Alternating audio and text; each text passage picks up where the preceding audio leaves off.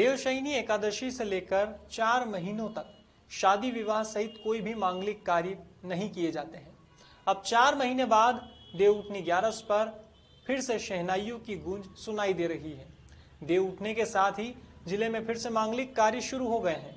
इस दौरान देवास में सोमवार को एक अनूठा विवाह भी देखने को मिला। दरअसल शादी के बंधन में बंधे पैर से विकलांग युवक अनिल अरोड़ा और नेत्रहीन युवती ममता सूर्यवंशी का जोड़ा चर्चाओं में रहा। विकलांग अनिल ने नेत्रहीन ममता से हिंदू रीति रिवाजों के साथ ब्याह रचाया और एक दूसरे का सहारा बने हैं। बता दें, श्री गोविंद गोरक्षा धाम और श्रीजी बेटी बचाओ बेटी पढ़ाओ सेवा समिति ने निःशुल्क विवाह कराया है। संस्था का मानना है कि विकलांगता अभिशाप नहीं है। हमें 2 विकलांगों का विवाह कराने का सौभाग्य भगवान से प्राप्त हुआ है, जो एक पुण्य का कार्य है। नंदानगर में इनकी चक। क्या उम्र है आपकी? मेरी 22। कहाँ विवाह हो रहा है आपका? बेटी बचा बेटी गन। मेरे मामा जी के जरिए उनने करवाया रिश्ता। आपने पसंद किया? हाँ। क्या विकलांग है आप? हाँ, विकलांग। कैसे विकलांग? 2 ही पैर से। दोनों पैर। क्या उम्र आपकी? 30 वर्ष है।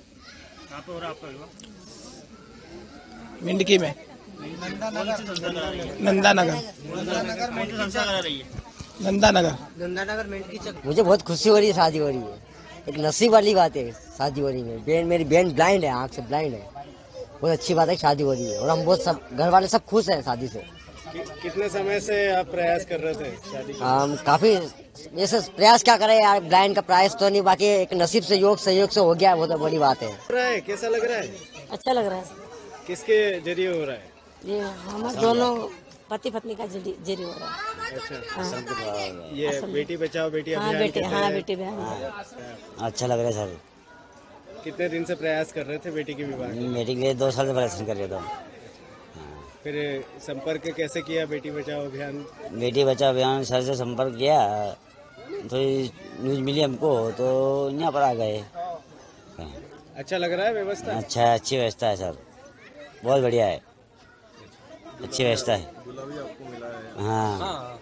आज देव उठनी 11 के उपलक्ष्य में हमारे आश्रम श्री गोविंद गोरक्षा धाम मेनकीर और देवास में एक जोड़े का संबंध और विवाह यहीं पर करवाया जा रहा है। हर साल प्रतिवर्ष हम कम से कम 10-20 जोड़े की शादी करवाते हैं। सिपरा में भी बड़ा प्रोग्राम हमारा होता है, उसमें 20-25 जोड़े की शादी होती है और निःशुल्क है।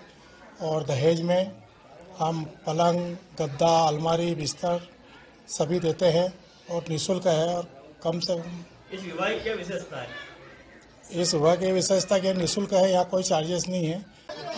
हम लोग बेटी बचाओ बेटी पढ़ाओ समिति से हैं, श्रीजी बेटी बचाओ बेटी पढ़ाओ समिति से। और घनश्याम मोदी जी से मेरा जब परिचय हुआ तो हम इस काम में जुड़ गए और बहुत अच्छा लग रहा है। ये 4था विवाह हमारी संस्था के द्वारा हो रहा है।